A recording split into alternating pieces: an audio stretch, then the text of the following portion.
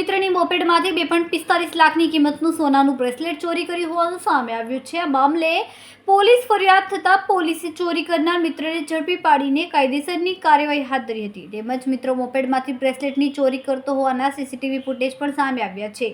મળતી માહિતી મુજબ સુરતના સીમાડા ગામ જય ભવાની સોસાયટી પાસે રહેતા નિકુંજભાઈ કુરજીભાઈ વિરાણી જોબ વર્ગના વ્યવસાય સાથે સંકળાયેલા છે। 2 એપ્રિલના રોજ તેઓની મોપેડ સીમાડા ગામ રોયલ પ્લાઝાના પાર્કિંગમાં હતી। તે દરમિયાન મોપેડમાંથી 40.550 ગ્રામનું 2.45 લાખનું સોનાના બ્રેસલેટની ચોરી થઈ હતી। બ્રેસલેટ મોપેડની ડિક્કીમાં હતો તે દરમિયાન ચોરી થયું હતું।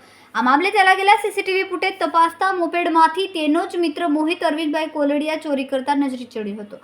આરોપી મિત્ર કામ માટે થોડીવાર માટે મોપેડ લઈ ગયો હતો। આ દરમિયાન તેણે મોપેડમાંથી સોનાના બ્રેસલેટની ચોરી કરી હતી। સમગ્ર ઘટના ત્યાં લાગેલા સીસીટીવી કેમેરામાં કેદ થઈ જવા પામી હતી, જેમાં આરોપી મિત્ર મોપેડ લઈને આવે છે અને બાદમાં મોપેડની ડિક્કી ખોલી તેમાં રહેલા કવરમાંથી સોનાના બ્રેસલેટની ચોરી કરતા નજરે પડે છે।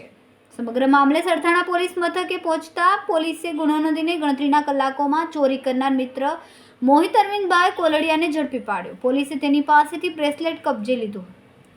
સુરતથી સુનિલ પાટીલ સાથે ભાવેશ પાટીલ, ગુજરાત સમ્રાટ ન્યૂઝ।